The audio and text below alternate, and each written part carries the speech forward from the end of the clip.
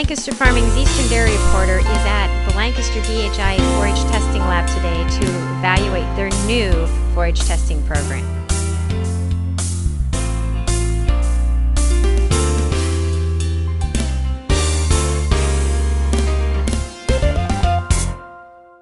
Here, Cumberland Valley is one of the premier wet chemistry labs, kind of a world class. They're getting samples from around the world, literally, there and all the way through the U.S. They have labs in Canada. They have several other labs that they own themselves. This one's a joint venture where we own the equipment, the lab, the staff, that kind of stuff, and they do the support. That, you know, we can have farmers that live a mile from here or even about 200 yards could literally bring a sample in before lunchtime and have results by 4 o'clock. We'll take the sample and we'll do the picture phase of it. So we dump the sample out and mix it up so that it's got all its parts showing.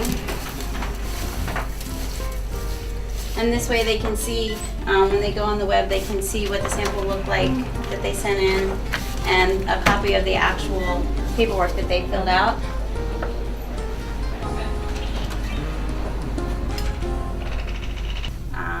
We take a large sample for dry down in the microwave, and then 2 smaller samples for to put in the oven for a slow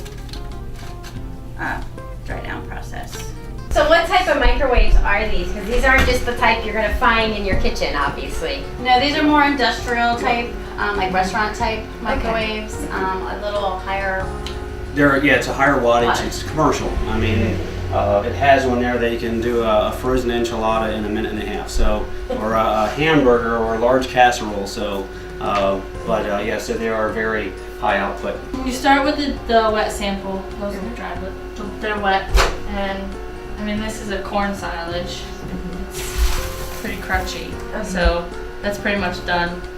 I'll weigh it to see if it is done. I'll weigh it, and then if it's within 0.1 of what I weighed it before, after putting it in for 15 seconds, then it's done.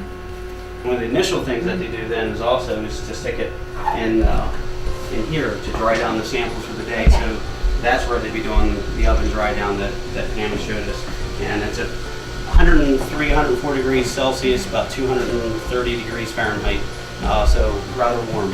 And so they're in there for, like Pam said, just a little over 3 hours. And then they pull them out and they weigh them. We actually are set up to also do corn silage processing scores on a Rotap machine. And so as we get into corn silage season and guys want to know what is their corn silage processing score, and that can be done anytime, but I know it's more of a major deal when we get to the fall. So we bought the specific equipment to do that, but to do our own natural dry downs instead of the smaller ovens, put them in here and do the same thing here. We have high output, just water heat, and that way we have no issues with any kind of fire hazard in this area like that. And so they'll be able to be in here, and basically we just simply have bread racks that are on wheels, and we can just simply wheel them out and be able to put the sample in here and just simply slide it back in.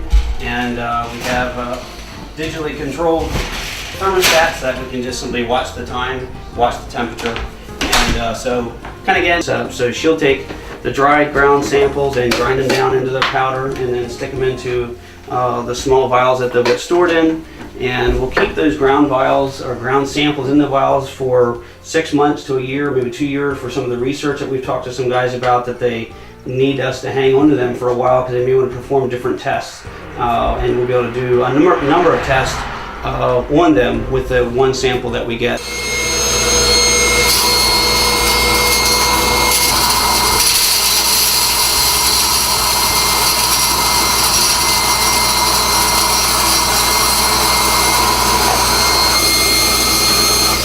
Normally, and you can see the sample here, that is what goes from feed to powder.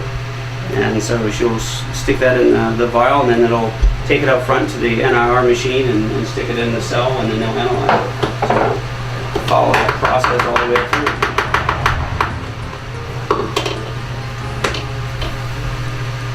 So that is it. Yeah. We'll head up front. So we take the ground sample and we pack it into a cell. Okay. So basically this is what the cell looks like. Put the sample inside, And the white top is just a Keep it in.